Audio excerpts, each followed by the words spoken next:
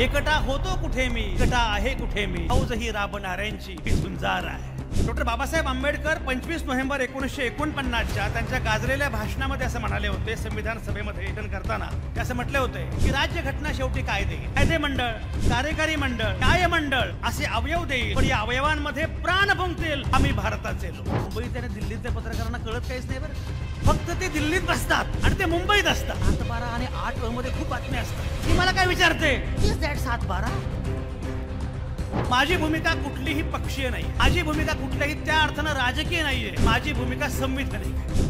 आणि मी हा देश कुठल्याही नरेंद्र मोदींचा नाही, हा देश कुठल्याही राहुल गांधींचा नाही, हा देश तुमचा आणि माझा, पारसा बुद्धाचा आहे. देशामध्ये हा पहिला देश आहे ज्या देशामध्ये प्रत्येकाला आखता भांडता मताचा अधिकार. तुमच्या माझ्या देशात मात्र प्रत्येकाला पहिल्या दिवसापासून मताचा अधिकार. पण मी तुम्हाला सांगू का, संदीप काळे या माणसाचं सगळ्यात महत्त्वाचं वेगळेपण काय असेल तर पत्रकारांच्या अधिवेशनामध्ये राज्यपाल येतील, नेते येतील, पण समारोप मात्र पत्रकारांच्याच भाषणानं झाला पाहिजे. हा पायंडा सगळ्यात महत्त्वाचा आहे, कारण शेवटी शेवटचा शब्द आपला आहे. बाकी कोणी कितीही काही बोललं तरी शेवटचा शब्द आपला आहे. आणि म्हणून मला फार आनंद आहे की या छान पंढरपुरात आपण सगळे जमलेलो आहोत. आणि 2 दिवसांपासून खरं म्हणजे संदीप मला म्हटला की पंढरपूरमध्ये या कार्यक्रमाचं आयोजन आपण केलेलं आहे, ते मला असं वाटलं की 100, 200, 300. पण आता माझ्या लक्षात आलं आहे की व्हॉइस ऑफ मीडियाचा कार्यक्रम जेव्हा असतो तेव्हा तो 100 मध्ये नसतो, तो 1000 मध्ये असतो. मला फक्त एकच कळत नाही की संदीप काळे यांना कधीतरी विचारपीठावर माझ्या शेजारी बसलेलं मला बघायचं आहे व्हॉइस ऑफ मीडियाच्या, पण ते कायम समोर असतात. पण संदीप, मला अतिशय आनंद आहे खरोखर ज्या प्रकारचा कार्यक्रम, ज्या प्रकारचं अधिवेशन होत आहे. आणि मला असं वाटतं म्हणजे परवाच्या निकालानंतर तर मला अगदी हमखास असं वाटतं आहे की आता लोकशाहीच्या अनुषंगानं जर काही जबाबदारी असेलच तर ती केवळ आणि केवळ आपलीच आहे. डॉक्टर बाबासाहेब आंबेडकर 25 नोव्हेंबर 1949च्या त्यांच्या गाजलेल्या भाषणामध्ये असं म्हणाले होते, संविधान सभेमध्ये भाषण करताना ते असं म्हटले होते की राज्यघटना शेवटी कायदे मंडळ, कार्यकारी मंडळ, न्यायमंडळ असे अवयव देईल, पण या अवयवांमध्ये प्राण फुंकतील आम्ही भारताचे लोक. आज अशी अवस्था आहे, कायदे मंडळाबद्दल मला खात्री नाही, कार्यकारी मंडळाबद्दल मला खात्री नाही, न्याय मंडळाबद्दल मला खात्री नाही, पण मला एकाच खांबाबद्दल, स्तंभाबद्दल खात्री आहे आणि ती म्हणजे माध्यम. आणि तुम्हाला सांगू का, राज्याच्या कानाकोपऱ्यातनं माध्यमं ज्या प्रकारचं काम करतायत ना, ती माध्यमं मला सगळ्यात महत्त्वाची वाटतात. खरं जर्नालिझम संदीप, खरं जर्नालिझम हे आता मुंबईमध्ये नाही, खरं जर्नालिझम हे आता दिल्लीमध्ये नाही, खरं जर्नालिझम हे आमच्या गेवराईमध्ये आहे, खरं जर्नालिझम हे आमच्या पंढरपूरमध्ये आहे. आणि अतिशय महत्त्वाची गोष्ट आहे की या प्रकारचे महाराष्ट्राच्या कानाकोपऱ्यातले आणि वेगवेगळ्या माध्यम समूहांमध्ये काम करणारे, माध्यमांमध्ये काम करणारे, यूट्यूब चॅनल, वर्तमानपत्र, साप्ताहिक, पाक्षिक, तुम्ही कल्पना करा, व्हॉइस ऑफ मीडियाकडे जेवढ्या संख्येनं माध्यम समूह आहेत तेवढ्या संख्येनं माध्यम समूह एकत्र कुठेही नाही आहेत. ही मोठी ताकद आहे आणि ही ताकद आपल्याला वापरायची आहे सर्वसामान्य माणसांसाठी. कारण मी ज्याप्रमाणे मगाशी उल्लेख केला, we the people of India, आम्ही भारताचे लोक. तुम्हाला माहिती आहे का, ह्या मुंबईत आणि दिल्लीतल्या पत्रकारांना कळत काहीच नाही बरं का. फक्त ते दिल्लीत बसतात आणि ते मुंबईत असतात. तुम्हाला गंमत सांगतो, मी एकदा एका दैनिकाच्या इंटरव्ह्यूसाठी, संपादक पदाचा माझा इंटरव्ह्यू होता आणि त्याला मी गेलो होतो. तर मालकांनी मला विचारलं की तुम्ही संपादक म्हणून काम करणार, तुमचे आवडते विषय कुठले वगैरे वगैरे. तेव्हा तिथे एक मॅडम बसल्या होत्या, बाई बसलेल्या होत्या. तिची मुलगी होती, सिनियर होती मला तेव्हा, तिची मुलगी होती, ती एका इंग्रजी दैनिकामध्ये मोठ्या पदावर काम करत होती. मला त्या मालकाने विचारलं की तुमचा आवडीचा विषय कुठला. तर मी म्हटलं मला ग्रामीण विकासामध्ये फार रस आहे. तर ती मला म्हटली ग्रामीण विकासामध्ये तुम्हाला रस आहे, बरं बरं. मी त्याला म्हटलं तुम्ही काय बघता, तुम्ही काय करता. तर म्हणे मी सहसंपादक आहे अमुक अमुक दैनिकाची, इंग्रजी दैनिकाचं नाव सांगितलं. म्हटलं बरं. म्हटलं त्या दैनिकामध्ये तुम्ही सहसंपादक आहात, पण काम काय बघता. तर म्हटलं मी मंत्रालयामध्ये महसूल विभाग सांभाळते बरं का, रेव्हेन्यू डिपार्टमेंट सांभाळते. मी म्हटलं मॅडम तुम्हाला माहिती आहे का 7-12 आणि 8 मध्ये खूप बातम्या असतात. ऐका ती मला काय विचारते व्हॉट इज दॅट 7-12. अरे म्हटलं जिला 7-12 माहित नाही, जिला 8 माहित नाही, ती महसूल मंत्रालय काय बघणार आहे. आणि म्हणून मी म्हटलं ज्याला 7-12 कळलेलं आहे ते तुम्ही आहात. आणि आता मुख्य प्रवाहातल्या सगळ्या माध्यमांना सांगण्याची वेळ आलेली आहे की पत्रकारितेचा 7-12 तुमच्या नावावर नाही, आमच्या नावावर आहे. कारण खरं जर्नालिझम तुम्ही करता आहात, खरं जर्नालिझम आपण करतो आहोत. आणि म्हणून मुद्दाम सांगितलं पाहिजे. याचं कारण असं आहे की मी ज्या पंढरपुरात उभा आहे, माझा 7-12 दिव्या, ही दिव्या आमचे काय म्हणजे ज्या प्रकारचं संघटन कौशल्य दिव्याचं आहे ना, हॅट्स ऑफ दिव्या.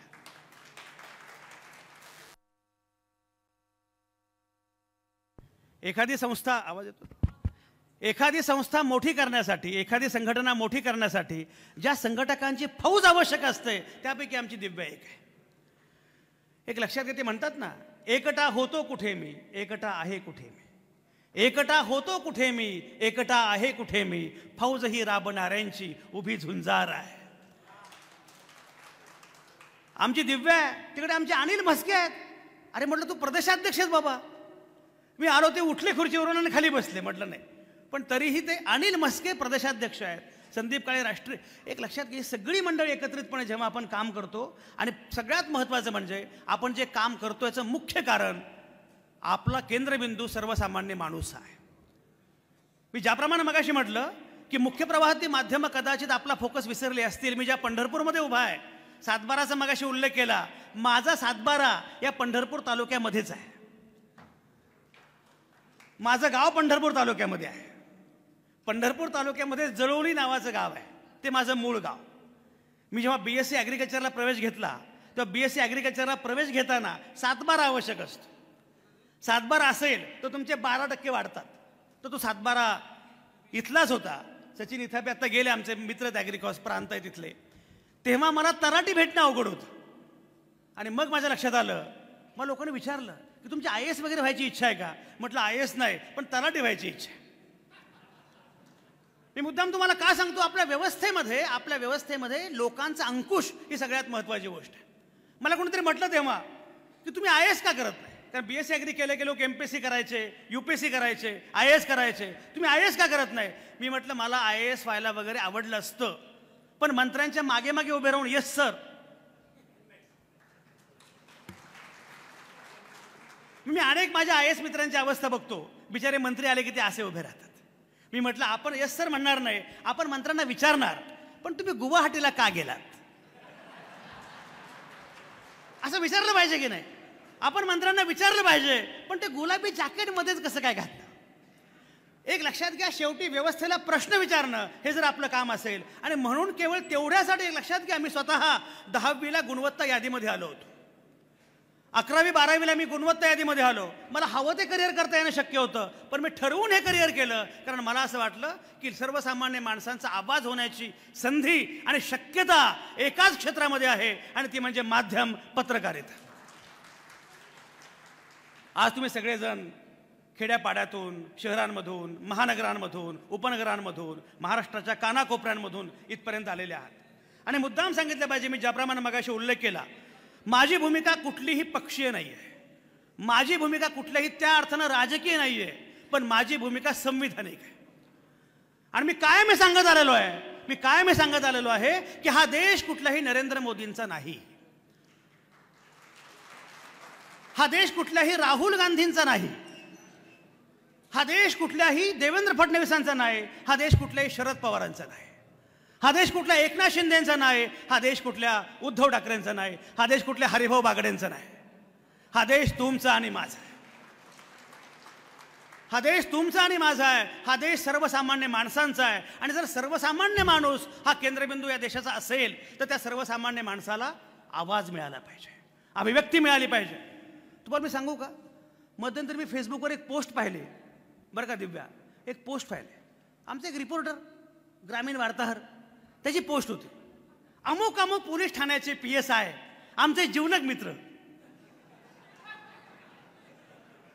यांच्या वाढदिवसानिमित्त त्यांना शुभेच्छा दिल्या आणि फोटो वगैरे. मी त्याला फोन केला, म्हटलं दोघं क्लासमेट आहात. नाही नाही सर. म्हटलं की नातेवाईक आहात? नाही. कधीपासून मैत्री? ते इथं आल्यापासून. म्हटलं मित्र कधी झाले? एक लक्षात घ्या, आपल्याला व्यवस्थेशी मैत्री करण्याची आवश्यकता नाही, आपण व्यवस्थेवर अंकुशच असलं पाहिजे.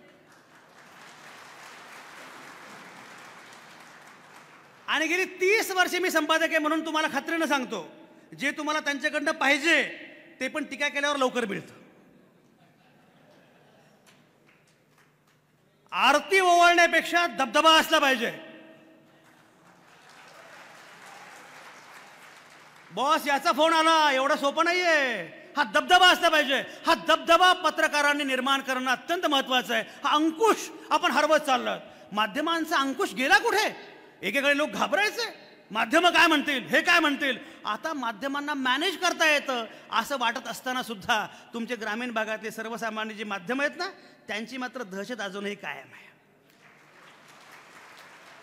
आणि मग माझ्याकडे लोक येतात, नाही ते मोठ्यांचं काही नाही, पण त्या छोट्या युट्यूब चॅनलचा त्रास होतो. म्हणजे तोच त्रास महत्वाचा आहे. किन को मॅनेज करोगे बॉस, किन को मॅनेज करोगे. पूर्वी काय होतं, प्रमुख 4 माध्यम समूह झाले मॅनेज.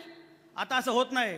आणि म्हणून मला असं वाटतं की या प्रकारे प्रत्येकाचं छोटं दैनिक, छोटं युट्यूब चॅनल हे सुरू होणं म्हणजे सुळसुळाट नाही, कुत्र्यांच्या छत्र्या नाहीत, हे माध्यमांचं लोकशाहीकरण आहे.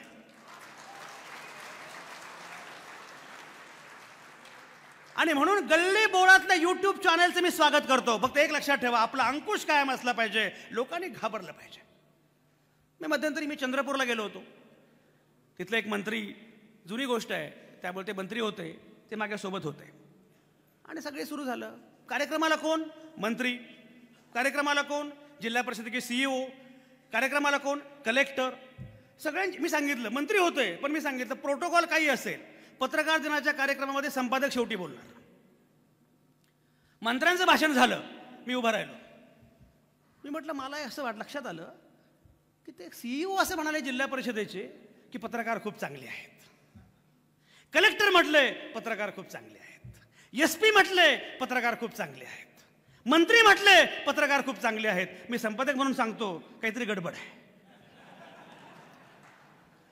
सगळ्या व्यवस्थेला तुम्ही चांगले कसे काय वाटता? तुम्ही डोळ्यात खुपलंच पाहिजे, अंकुश असला पाहिजे. मी तुम्हाला म्हटलं ना, एक लक्षात घ्या, रेव्हेन्यू मॉडेल तुमच्या इतकंच मला पण कळतं. सगळं सोंग करता येतं पण पैशांचं सोंग करता येत नाही. पोट भरल्याशिवाय बाकी सगळं, हे सगळं मला मान्य आहे. पण मी तुम्हाला सांगतो, पैशाचं सोंग सुद्धा करण्यासाठी आधी दबदबा असला पाहिजे. आणि म्हणून इथून पुढे जे काही करायचंय ना, ठणकावून करा, मागून नाही. आणि कायम लक्षात घ्या, आपला केंद्रबिंदू सर्वसामान्य माणूस. तुम्हाला मजा सांगतो, मग सुरुवात झाली केसरीमधून. मी पुण्यात शिकलो जर्नालिझम, आणि केसरी नावाचे खूप छान दैनिक आजही आहे, तेव्हा तर ते अत्यंत प्रभावी दैनिक होतं. संदीप, तुम्हाला गंमत सांगतो, त्या दैनिकात मी सुरुवात केली. आणि सुरुवात केल्यानंतर एके दिवशी मला एक फोन आला. मला फोन आला म्हणजे टेबलवर फोन खणखणला. तेव्हा मोबाईल नव्हते किंवा बाकी काही प्रकार नव्हता, त्यामुळे टेबलवरचा फोन खणखणला. मी तो फोन घेतला. केसरीचं कार्यालय का? मी म्हटलं हो. आजचं पान 3 कोणी लावलंय? म्हटलं आता मला ठाऊक नाही, पण तुम्हाला काय विचारायचं आहे? हे शीर्षक कोणी दिलंय? म्हटलं का, काय झालं? ते अशुद्ध आहे. तुम्ही ते रहस्व केलंय. ते रहस्व नाही, दीर्घ आहे. अनेकदा काय होतं माहिती आहे? अनेकदा काय होतं, जाहिरातींच्या दरम्यानची जागा म्हणजे बातमी.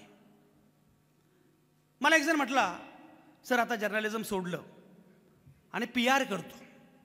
म्हटलं बरं, तू बाहेर राहून PR करतो, बाकीचे आत राहून PR करतात. माझा मुद्दा असा आहे की या प्रकारे होत असताना सुद्धा मला पत्रकारितेबद्दल अत्यंत आश्वासक वाटतं, अत्यंत प्रॉमिसिंग वाटतं. त्याचं कारण असं आहे की हीच ती स्पेस आहे, हाच तो अवकाश आहे की ज्या अवकाशामध्ये आपण वेगळ्या प्रकारचं काम करू शकतो, आपण वेगळ्या प्रकारची भूमिका मांडू शकतो. फक्त त्यासाठी एकच गोष्ट अत्यंत महत्त्वाची आहे, आपला फोकस, केंद्रबिंदू कधीही चुकता कामा नये, आणि ती म्हणजे सर्वसामान्य माणूस हा आपला केंद्रबिंदू आहे. अरे किती मोठी परंपरा आहे आपल्याला, किती मोठी परंपरा आहे.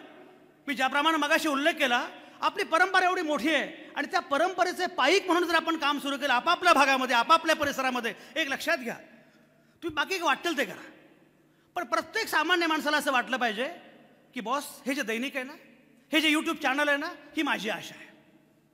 उद्या मला कोणी त्रास देईल, मला अधिकारी त्रास देतील, मला आमदार त्रास देतील, मला मंत्री त्रास देतील, पण तरीसुद्धा माझी शेवटची आशा म्हणजे हे माध्यम आहे. ही खात्री तुमच्याविषयी आणि माझ्याविषयी असली पाहिजे. आणि म्हणून मला असं वाटतं हे जास्त महत्त्वाचं आहे. आणखी महत्त्वाची गोष्ट मला दिसते, या निमित्तानं सुरुवात झाली आहे, पण इथे मला महिलासुद्धा हळूहळू दिसत आहेत. या अधिवेशनामध्ये जवळपास 10-12 महिला दिसत आहेत किंवा जास्तच आहेत. किती महिला एकूण दिव्या? महिला किती महत्त्वाच्या हे आता आपण बघितलंच आहे. आपण महाराष्ट्राचा निकाल बघितला, नंतर बिहारचा निकाल बघितला, सगळा गोंधळ यांनीच घातलाय.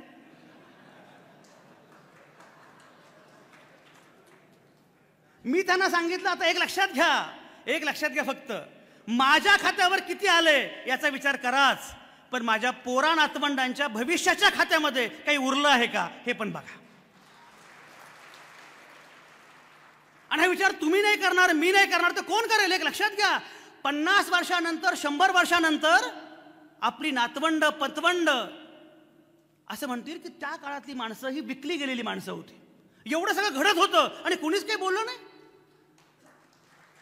एवढं सगळं सुरू होतं तेव्हा. एक लक्षात घ्या, तेव्हा एक नक्की सांगितलं पाहिजे, बाकी काही का असेना, काय बदल घडेल किंवा घडणार नाही मला माहिती नाही, पण आपली ही भूमिका असली पाहिजे. त्याही कालावधीमध्ये मी लोकशाहीच्या बाजूने उभा होतो. त्याही कालखंडामध्ये मी या लोकांना जाब विचारत होतो. त्याही कालखंडामध्ये मी या लोकांना प्रश्न विचारत होतो. लक्षात घ्या, व्यवस्थेला सगळ्यात भीती कोणाची वाटते माहिती आहे? कोणाची भीती वाटते? विचार करणाऱ्या माणसांची आणि विचार व्यक्त करणाऱ्या माणसांची, प्रश्न विचारणाऱ्या माणसांची. नरेंद्र दाभोलकरांचा खून का झाला? गौरी लंकेचा खून का झाला? गोविंद पानसरेंचा खून का झाला? कलबुर्गीचा खून का झाला? कारण त्यांनी वेगळा विचार मांडला. आणि म्हणून मला असं वाटतं सगळ्यात महत्त्वाची गोष्ट काय असेल, आपण वेगळा विचार केला पाहिजे आणि वेगळा विचार मांडला पाहिजे. आपण पंढरपुरात आहोत, मी आता राहतो देहूजवळ. मला सांगा, तुकारामांची गाथा तेव्हा का बुडवली असेल हो? तुकाराम किती साधा माणूस, पण तुकारामाच्या गाथेची तेव्हा भीती वाटली, कारण तुकारामाची गाथा हे तुकारामाचं तेव्हाचं मीडिया हाऊस होतं. आणि तुकाराम तेव्हा जे मांडत होता तेव्हा भीती वाटायची मंबाजींना. आता मंबाजी तुकारामांच्या वेशामध्ये येऊ लागलेले आहेत. अशा वेळी आपल्याला भूमिका घ्यावी लागेल. आणि बाबासाहेब आंबेडकरांनी जेव्हा मूकनायक नावाचं दैनिक सुरू केलं, मूकनायक नावाचं साप्ताहिक नियतकालिक सुरू केलं, तेव्हा मूकनायकच्या शिरोभागी बाबासाहेबांनी एक अभंग वापरला तुकारामांचा. तो अभंग काय आहे? काय करू आता धरुणीय भीड, निशंक हे तोंड वाजवल. आता मी घाबरणार नाही आणि भिडे पोटी गप्प बसणार नाही. आता भिडे म्हटलं की भीती वाटते. यांना मिशा फुटलं तसं मला वाटायला लागलं भिडे म्हटल्यानंतर. पण तुम्हाला बोलावं लागेल, तुम्हाला मांडावं लागेल, लोकांच्या व्यापक हितासाठी तुम्हाला बोलावं लागेल. आणि हा वारसा खूप पूर्वीपासूनचा आहे. हा वारसा बुद्धाचा आहे, हा वारसा चार्वाकाचा आहे, हा वारसा त्याही पूर्वीचा आहे, तुकारामांचा आहे, ज्ञानेश्वरांचा आहे. आमचे संत ज्ञानेश्वर जेव्हा तेव्हा म्हणत होते आता विश्वात्मके देवे, तेव्हा अमेरिकेचा जन्म पण झालेला नव्हता. एवढी आपली संस्कृती प्रगत आहे, एवढी आपली संस्कृती मोठी आहे. पण मगाशी राज्यपाल महोदय सांगत होते मेकॉले आणि अमुक तमुक, हे सगळं खरं आहे. पण शेवटी हे पण लक्षात घेतलं पाहिजे की या देशाचं जे काही नुकसान झालं त्यामध्ये सगळ्यात महत्त्वाचं कारण विषमता हे होतं. आणि अशा वेळी फुले शाहू आंबेडकर उभे राहिले आणि त्यांनी सामाजिक समतेच्या दिशेनं आपल्यापैकी प्रत्येकाला नेलं. तुम्ही गंमत बघा, फुले असोत, शाहू असोत, आंबेडकर असोत, नेहरू असोत, गांधी असोत, सगळ्यांचं एक वैशिष्ट्य आहे, प्रत्येकानं वर्तमानपत्र किंवा नियतकालिक चालवलं. आपल्याला तो वारसा सांगायचा आहे. सरकारचे डोके ठिकाणावर आहे का हे टिळकांनी तेव्हा विचारलं, हे आपल्याला आजही तेच करायचं आहे. आणि सरकार कोणी असू द्या, सरकार कोणी असल्यामुळे काही फरक पडत नाही. तुम्हाला गंमत सांगतो, जेव्हा महाविकास आघाडी सरकार आलं 2019 मध्ये, उद्धव ठाकरे मुख्यमंत्री होते, तेव्हा मी औरंगाबादमध्ये एका दैनिकाचा राज्याचा मुख्य संपादक होतो, दिव्य मराठीचा. आणि कोरोनाच्या कालावधीमध्ये संदीप बराच गोंधळ झाला. आणि या कोरोनातल्या लोकांचे मारेकरी कोण, अशा प्रकारे आम्ही सगळं पान केलं. पान केल्यानंतर तेव्हाच्या गृहमंत्र्यांनी आणि तेव्हाच्या पालकमंत्र्यांनी दिव्य मराठीच्या विरोधात, माझ्या विरोधामध्ये FIR दाखल केली. FIR दाखल केली की तुम्ही हे बरोबर करत नाही आहात. तेव्हा देवेंद्र फडणवीस मला भेटले, तेव्हा ते विरोधी पक्षनेते होते, आणि देवेंद्र फडणवीस मला म्हटले, आवटे साहेब काळजी करू नका, मी तुमच्या बाजूने आहे. मी त्यांना म्हटलं, तुम्ही माझ्या बाजूने आहात की नाही मला माहिती नाहीये, पण तुम्हाला कळलं ना मी कोणाच्या बाजूने आहे. मुख्यमंत्री तुम्ही असात किंवा मुख्यमंत्री ते असोत, माझी जबाबदारी एकच आहे, मी लोकांची बाजू घेणार. आपल्याकडे प्रॉब्लेम तुम्हाला सांगू का, मध्यंतरी मी लंडनला गेलो होतो, आणि लंडनला गेल्यावर माझ्या लक्षात असं आलं, एका ठिकाणी आम्हाला काहीतरी जेवायचं होतं, तिथे मील डील नावाचा प्रकार असतो. मील डील म्हणजे काय, सँडविच सोबत काहीतरी पिझ्झा सोबत काहीतरी कोक, आणि मग हे 3-8 पाऊंड, अमुक अमुक 12 पाऊंड, तुम्हाला हवं ते डील घ्यायचं. तर मी गेलो, ऑनलाईन पे केलं, ते घेतलं, आणि आपला खात उभा होतो. तेव्हा तिथे एक पोलीस ऑफिसर आला, आणि तो पोलीस ऑफिसर पण रांगेत उभा राहिला. त्याने पण पैसे दिले, घेतलं, तो उभा राहिला. तर मी गेलो त्याच्याकडे. तर आपल्याला सवय, ही सवय म्हणून तर पत्रकार झालो. शांतपणे आपलं उभं राहता येत नाही ना, लष्कराच्या भाकरी भाजल्याशिवाय आपल्याला काही जमत नाही. मी गेलो, म्हटलं काय करता तुम्ही, तर म्हटलं मी पोलीस ऑफिसर आहे. आणि माझ्या लक्षात असायला संदीप, आपल्याकडच्या DCPच्या दर्जाचा तो पोलीस ऑफिसर होता.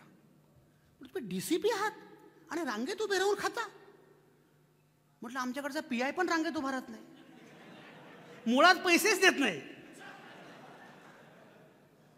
तर तो म्हटला PIच काय, इथे PM जरी आले तरी रांगेत उभे राहतात. याला लोकशाही म्हणतात. न्यूझीलंडच्या पंतप्रधान, आता त्या नाहीये, त्या निवृत्त झाल्या पदावरून त्या, पण त्या कोरोनाच्या कालावधीमध्ये त्या त्यांच्या बॉयफ्रेंडसोबत, बरं ऑफिशियली बॉयफ्रेंडसोबत एका हॉटेलमध्ये गेल्या. हॉटेलमध्ये गेल्यानंतर त्यांनी सांगितलं की मला इथे बसायचं आहे. जेसिंडा आर्डेन नाव त्यांचं. तर आणि लहान मुलगी होती ती, तशा वयाने कमी होती. तर जेसिंडा आर्डेन, ती बघा, ती पण गंमत संदीप, तिने पहिल्यांदा जाहीर केलं की मला बॉयफ्रेंड आहे, त्यानंतर जाहीर केलं मी आता आई होते आहे, आणि मग जाहीर केलं मी आता लग्न करते आहे. आणि लोकांनी याच्यावर चर्चाही केली नाही, कारण लोकांचा मुद्दा असा होता की ती काय करते याबद्दल आम्ही बोलणार नाही, ती पैसे खाते की नाही त्यावर आम्ही बोलू. तर ती आली त्या हॉटेलमध्ये दिव्या, आणि हॉटेलमध्ये आल्यानंतर ती म्हटली मला जरा, तो म्हटलं माफ करा पण 50%च ऑक्युपन्सी आहे, त्यामुळे जागा नाही आहे, तुम्हाला आज तरी हॉटेलमध्ये जागा. प्राईम मिनिस्टरला ती म्हटली सॉरी मी अगोदर बुकिंग करायला पाहिजे होतं, आणि निघून गेली. हे का घडतं, कारण लोकांना हे माहीत आहे की तुम्ही कोणी असा, तुम्ही आमचे सेवक आहात. आपल्याकडे साधा नगरसेवक झाला की त्याचा जो रुबाब असतो. मी आता महानगरपालिकेच्या निवडणुका होतील असं दिसतंय आता बऱ्याच वर्षांनी, जिल्हा परिषद निवडणुका पण होतील असं दिसतंय.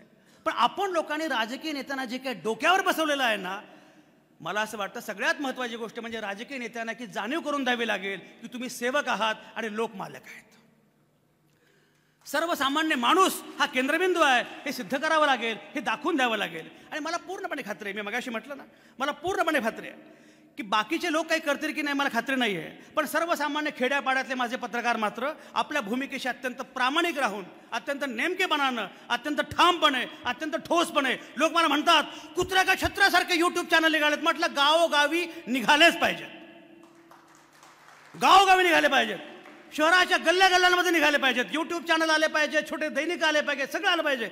उलट पक्ष हे छोटे छोटे येणं खूप महत्त्वाचं आहे. फक्त एक लक्षात घ्या, मी मगाशी म्हटलं ना, आपला देश खूप मोठा आहे. या देशामध्ये हा पहिला देश आहे की ज्या देशामध्ये प्रत्येकाला न मागता भांडता मताचा अधिकार मिळाला. बाकीच्या देशामध्ये मताचा अधिकार मिळावा म्हणून आंदोलन झालं होतं. इंग्लंडमध्ये 1928 पर्यंत महिलांना मताचा अधिकार नव्हता. जेव्हा 1928 मध्ये महिलांना मताच्या अधिकारासाठी त्यांनी आंदोलन केलं तेव्हा अनेक महिलांना जिवंत जाळलं गेलं. अश्विनीच ना, अश्विनी महिलांना जिवंत जाळलं गेलं, तुरुंगात डांबलं गेलं, तुम्हाला मताचा अधिकार मिळणार नाही. 1928 पर्यंत महिलांना मताचा अधिकार नव्हता. अमेरिकेमध्ये 1965 पर्यंत कृष्णवर्णीयांना मताचा अधिकार नव्हता. तुमच्या माझ्या देशात मात्र प्रत्येकाला पहिल्या दिवसापासून मताचा अधिकार मिळाला. हा असा देश आहे की जिथे न मागता प्रत्येकाला मताचा अधिकार मिळाला. पण अत्यंत अनिच्छेनं सांगतो, हा असा एकमेव देश आहे जिथे मतं विकली जातात. मतं विकली जाता कामा नयेत यासाठी पत्रकार म्हणून, माध्यम संपादक म्हणून तुम्हाला काम करावं लागेल.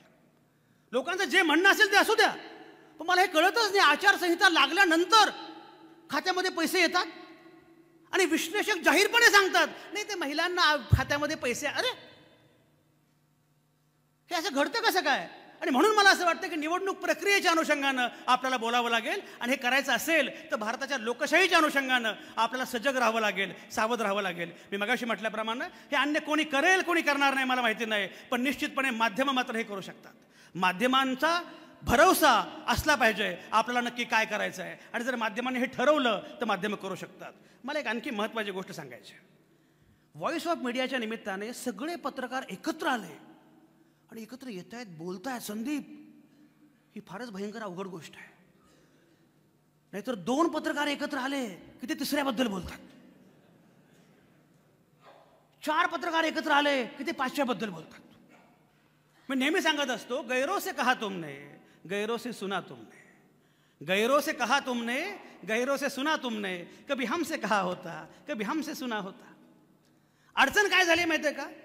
ते अनिल मस्किनचा प्रॉब्लेम आहे बरं का, हे सांगायचं संजय आवटेंना, आणि संजय आवटेंचा प्रॉब्लेम आहे हे सांगायचं संदीप काळेला.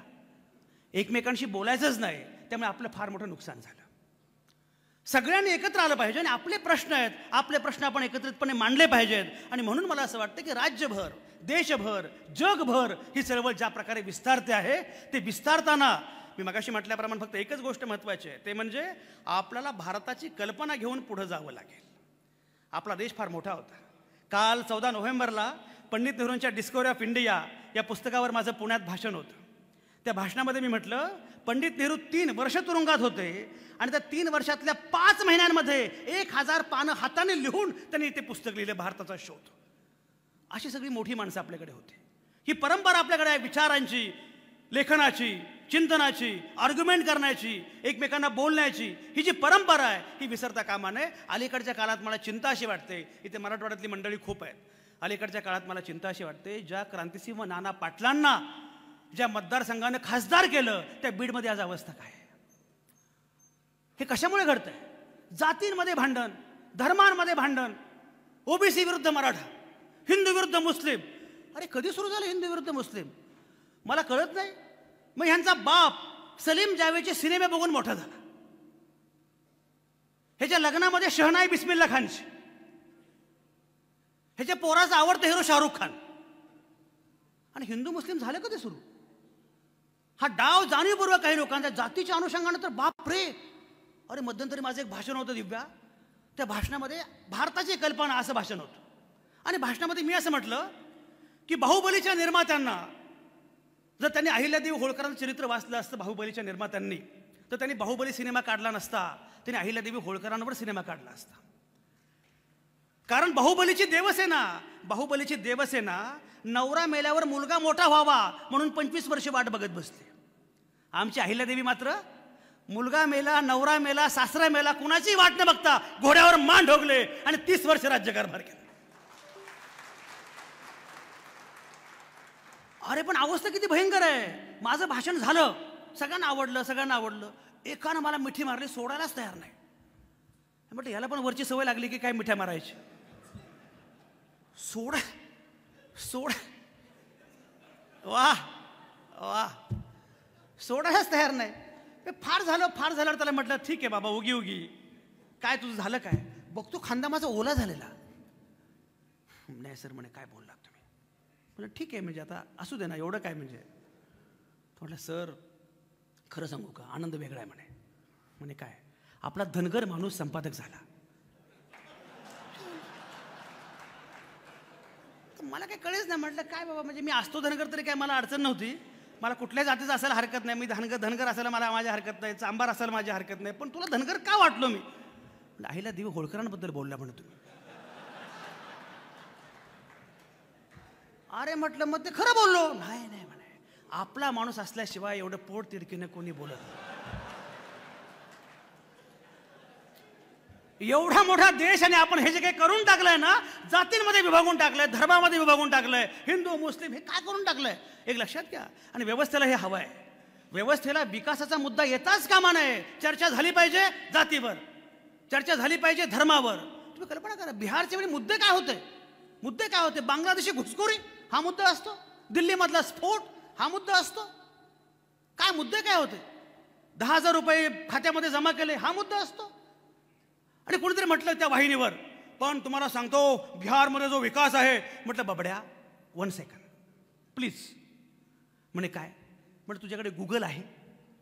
हे चॅट जीपीटी नंतरची गोष्ट आहे. गुगल आहे? म्हटलं आहे. म्हटलं आत्ताच्या आत्ता जरा गुगल कर आणि फक्त लिही ह्युमन डेव्हलपमेंट इंडेक्स बिहार. त्याने केलं क्लिक, मागे शेजारीच केलं, बघितलं कुठे आहे? सगळ्यात तळाला. पण कोणी विचारच करायला तयार नाही. विकास म्हणजे काय? विचारच करा. आणि आपल्या लोकांनी विचार करू नये. मला एक तुम्हाला गंमत सांगतो, विकास म्हणजे काय याच्या अनुषंगाने सगळ्या विशेषतः ग्रामीण भागातल्या, नगरांमधल्या, सबर्बनमधल्या, उपनगरांमधल्या सगळ्या लोकांनी अत्यंत दक्ष असलं पाहिजे, कारण तो मुद्दा खूप महत्त्वाचा आहे. डॉक्टर अजित रानडे नावाचे प्रख्यात इकॉनॉमिस्ट आहेत. ते एकदा माझ्याकडे ऑफिसमध्ये आले होते आणि त्यांना मी विचारलं, रानडे साहेब तुम्ही इकॉनॉमिस्ट आहात, what do you mean by development? Anil, विकासाची व्याख्या काय? विकास म्हणजे काय? ते मला म्हटले, आवटे साहेब तुम्ही कधी फ्रान्सला किंवा पॅरिसला गेलाय का? मी म्हटलं मी बऱ्याच देशांना गेलो आहे, पण फ्रान्सला काही गेलो नाही. तसंही सगळ्या देशांना जाऊ शकेल असं आपल्याकडे एकच माणूस आहे.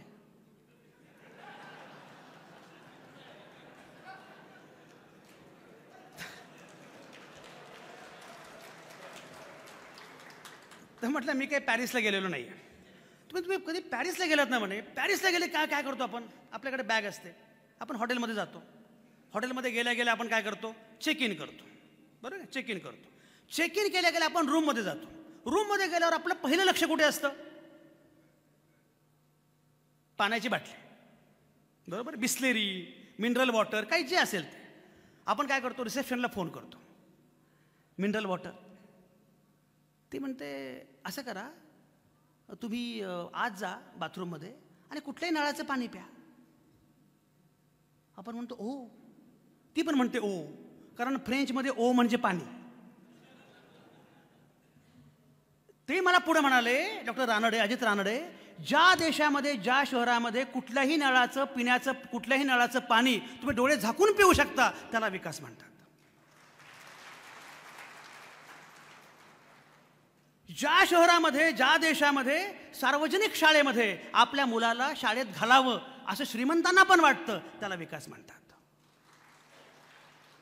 आणि जिथे सार्वजनिक रुग्णालयामध्ये आपल्या पेशंटला ॲडमिट करावं असं श्रीमंतांना पण वाटतं, त्याला विकास म्हणतात. माझी आई मध्यंतरी आजारी पडली थोडीशी. पुण्यामध्ये ससून हॉस्पिटल आहे, ते सरकारी हॉस्पिटल आहे. मी आपल्या आईला ससूनला घेऊन चाललो. आई म्हटली, संजू कुठे घेऊन चाललाय? म्हटलं ससूनला. आई म्हटली, सरकारी आई वाटतं ना? म्हटलं हो. आईने फार वाईट चेहऱ्यानं माझ्याकडे बघितलं. तिला वाटलं पोराची माया पातळ झाली किंवा पोराची खिशातली माया पातळ झाली. मी आईला म्हटलं, आई ससून हॉस्पिटलच्या शेजारी बीजे मेडिकल कॉलेज आहे. बीजे मेडिकल कॉलेज आणि ससूनमध्ये जेवढे तज्ज्ञ डॉक्टर आहेत तेवढे भारतातल्या एकाही खाजगी हॉस्पिटलमध्ये नाहीत. पण जाणीवपूर्वक खाजगी म्हणजे वाईट, खाजगी म्हणजे चांगलं आणि सरकारी म्हणजे वाईट, ही जी प्रतिमा तयार करण्याचं काम सुरू झालंय ना, आणि म्हणून विकासाची कल्पना बदलावी लागणार आहे. तुम्हाला कल्पना आहे सध्या अवस्था अशी आहे, याच्यावर तुम्ही काम करा सगळेजण. प्राथमिक आरोग्य केंद्रांची अवस्था काय आहे? प्राथमिक शाळांची अवस्था काय आहे? तुम्हाला कल्पना आहे? प्राथमिक शाळा खाजगी उद्योजकांना देण्याचा घाट आहे. सध्या सरकारी महाविद्यालयांमध्ये प्राध्यापकच नाही आहेत, जे आहेत ते CHB वर. पगार किती मिळतो ह्या पोरांना? 12,000, 14,000. शिक्षण नर्सरीमध्ये 2 लाख रुपये. एक लक्षात घ्या, तुम्हाला मुद्दाम सांगतोय, आपल्याला वाटतंय पण सर्वसामान्य माणसांसाठी हा काळ अत्यंत कठीण झालेला आहे. सर्वसामान्य पोरांनी शिकूच नये आणि सर्वसामान्य माणसांनी आजारी पडू नये अशा प्रकारचा हा काळ आलेला आहे. आणि म्हणून मला असं वाटतं की त्यावर तुम्हाला काम करावं लागणार आहे. आणि हे काम एक लक्षात घ्या, लोकांनी बघायचं कोणाकडे? कोणाकडे बघू शकतात? अधिकाऱ्यांकडे बघू शकतात, नेत्यांकडे बघू शकतात, कोणाकडेच नाही. एकच आशा आहे, एकच खांब आहे आणि तो म्हणजे माध्यम. माध्यम हा लोकशाहीचा चौथा खांब आहे असं संविधानामध्ये कुठेही म्हटलेलं नाही, पण अशी अपेक्षा आहे की हा अत्यंत महत्त्वाचा स्तंभ आहे. आणि मला पूर्णपणे खात्री आहे, जर या प्रकारचं काम आपण करत गेलो तर येणारा काळ हा पूर्णपणे आपला असणार आहे. आणि मगाशी उल्लेख केला, तुम्हाला जे गाव कळलं आहे, तुम्हाला जे खेडं कळलं आहे, तुम्हाला जो सर्वसामान्य माणूस कळला आहे, तो आमच्या AC मधल्या संपादकांना कळलेला नाही. म्हणून पुण्या मुंबईच्या संपादकांकडनं माझ्या अपेक्षा फार नाही आहेत. माझ्या अपेक्षा आहेत तुमच्याकडून, कारण तुम्ही हे करू शकता, हे तुम्हीच करू शकता आणि हे करण्याचं आव्हान आहे. आणि म्हणून समारोप करताना 2-3 अपेक्षा मला तुमच्याकडनं मांडायच्या आहेत. पहिली गोष्ट अलीकडच्या कालावधीमध्ये जे जाणीवपूर्वक विषमतेचं भूत निर्माण केलं जात आहे, प्रत्येकाच्या मानगुटीवर बसवलं जात आहे, ते भूत संपवलं पाहिजे आणि समतेच्या दिशेनं इथला सर्वसामान्य माणूस गेला पाहिजे. आणि त्यामध्ये समता जातीय आहे, धार्मिक आहे आणि स्त्री पुरुष सुद्धा आहे. एक लक्षात घ्या, महात्मा फुले, सावित्रीबाई फुले यांनी सगळ्यात महत्त्वाचं काम काय केलं? मुलींसाठी शाळा सुरू केली. तुम्हाला कल्पना आहे, मुलींसाठी शाळा सुरू केली तेव्हा त्यांना दगड गोटे आणि शेण गोळे वगैरे मारले पुण्यामध्ये, पण शेवटी पुणे विद्यापीठाला नाव माझ्या सावित्रीचंच द्यावं लागलं. हा पोएटिक जस्टिस आहे. आणि म्हणून जातीच्या पलीकडे तुम्हाला लोकांना घेऊन गेलं पाहिजे आणि प्रामुख्याने महिलांना आणखी मोठ्या संख्येनं सोबत घेतलं पाहिजे, कारण महिलांकडे आपण दुर्लक्ष केलं त्याचे परिणाम आपण भोगतो आहोत.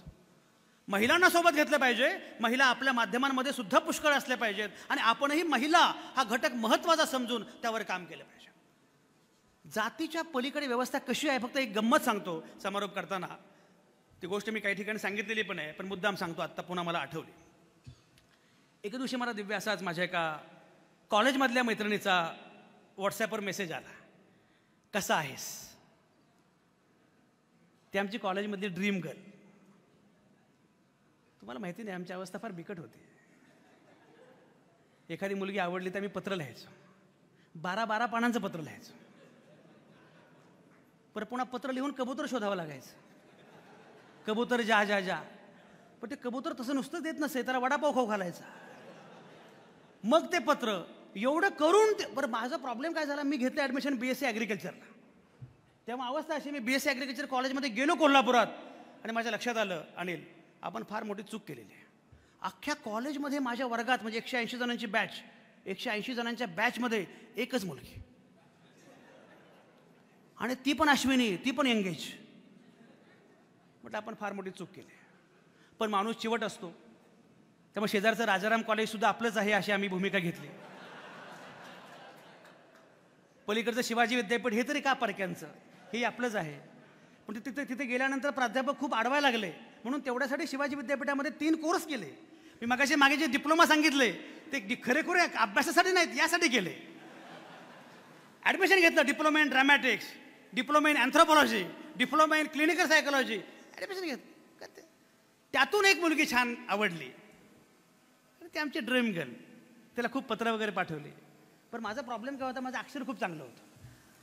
तर बाकीचे लोक मला सांगायचे, संजू जरा आमचं पण पत्र लिहून दे. म्हटलं मी तुझं पत्र कसं काय लिहिणार? तर ते मंगेश पाडगावकर, प्रेम म्हणजे प्रेम असतं, तुमचं आणि आमचं सेम असतं. एवढी पत्र लिहिली बहुतेक, त्यामुळे पत्रकार झालो.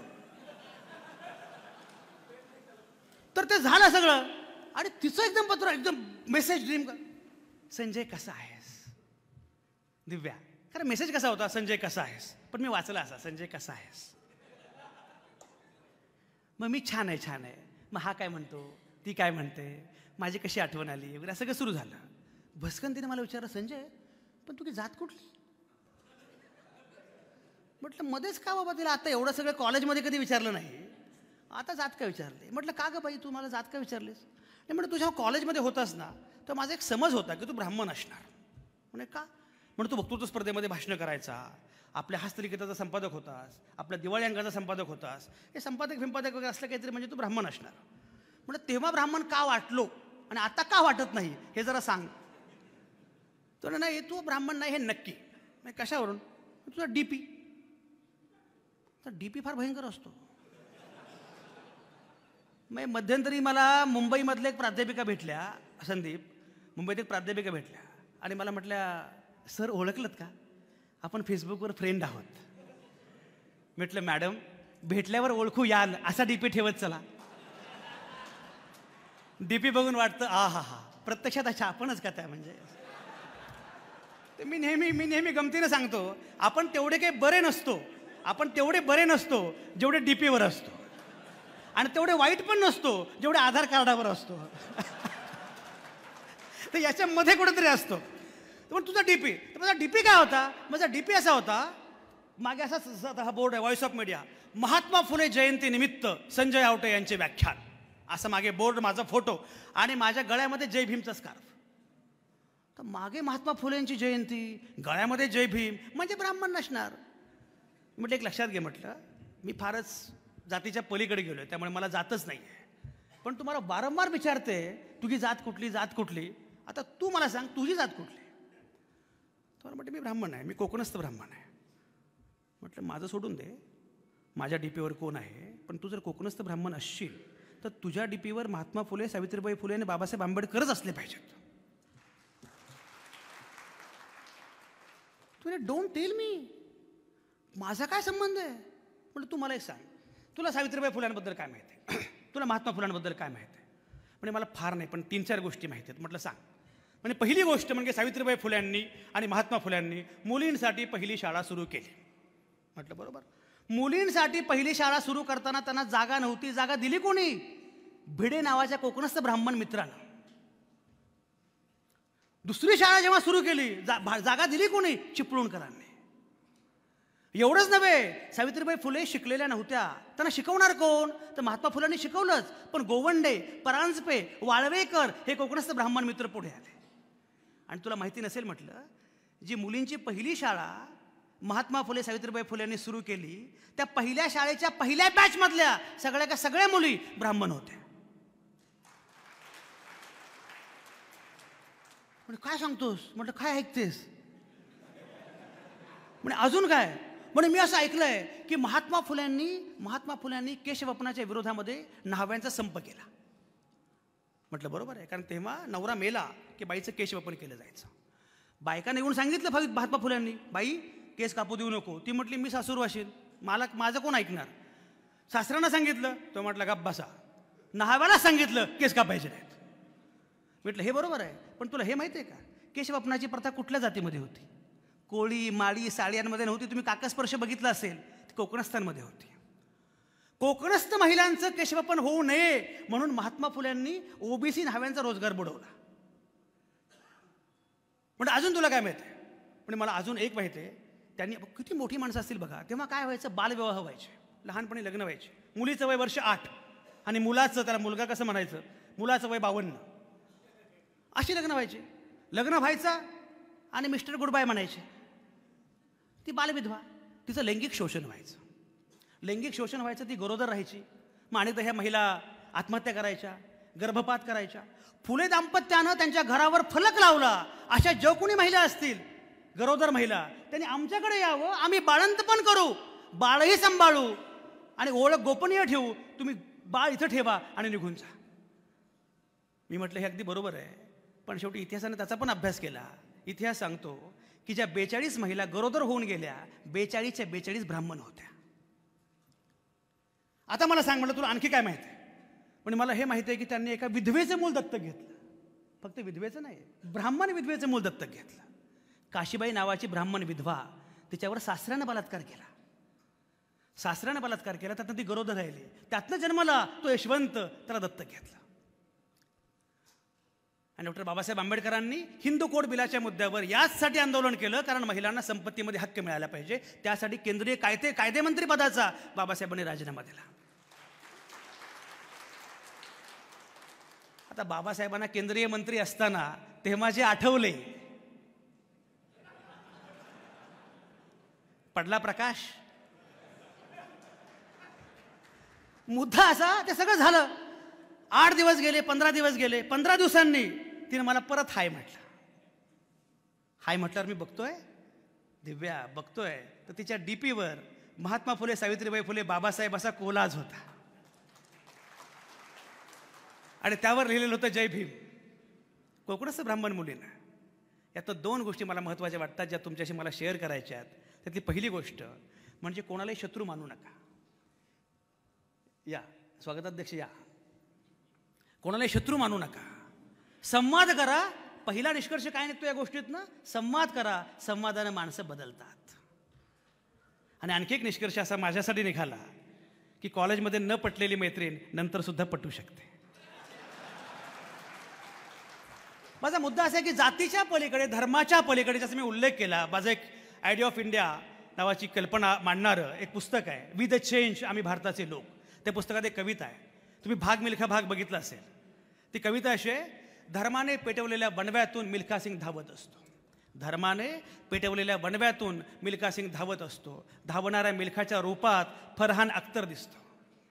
टाळ्या पिटणाऱ्या कोणालाच दोघांचाही धर्म ठाऊक नसतो. अरे तुम्ही कितीही नाकारले तरी हीच माझ्या देशाची गाथा आहे. भला भल्यांचा उतरवला तोरा, तुमची काय कथा आहे. आम्ही भारताचे लोक, हीच आमची ख्याती आहे. आम्ही भारताचे लोक ही ख्याती बुलंद करण्याचं आव्हान आता आपल्या समोर आहे. आणि हे आव्हान प्रत्येक माध्यमांनी, प्रत्येक वर्तमानपत्रानं, प्रत्येक यूट्यूब चॅनलनं पेललं पाहिजे, समर्थ खांद्यावर पेललं पाहिजे. एक लक्षात घ्या, तुम्ही कुठल्याही नेत्याकडनं जाहिरात घ्या आणि घेतलीच पाहिजे, ठणकावून घेतली पाहिजे. तुम्ही कुठल्या अधिकाऱ्याकडून जाहिरात घ्या, उद्योगपतीकडून जाहिरात घ्या, ठणकावून घ्या, त्यामध्ये काही गैर नाही आहे. पण एक लक्षात ठेवा, सर्वसामान्य माणूस आपला केंद्रबिंदू आहे, याचा विसर कधीही पडू देऊ नका.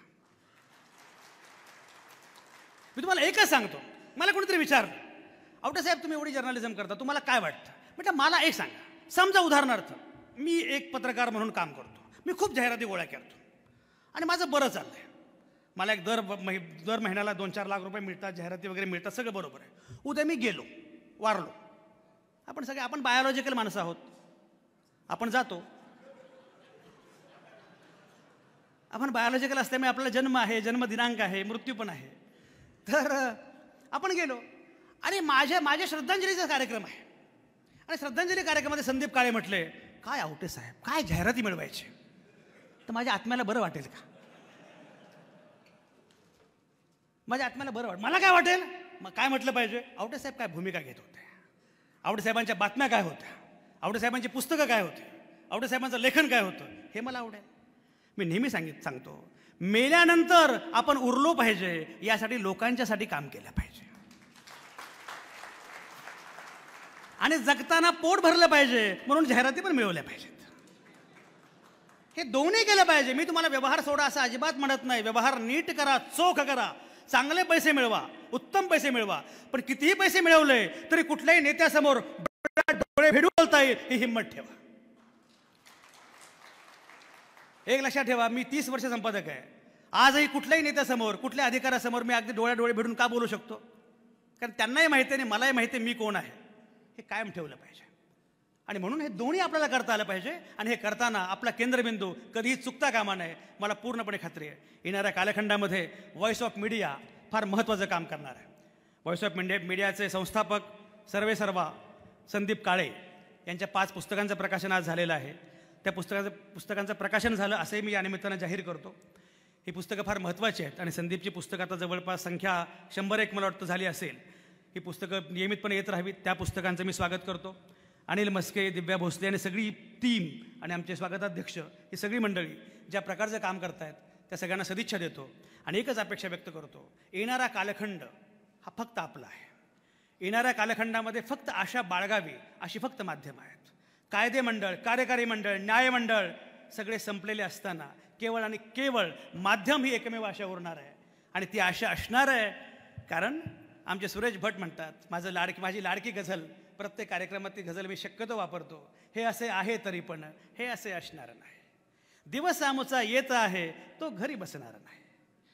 हे खरे की आज त्यांनी घेतले सारेच ठेके आणि खोके सुद्धा.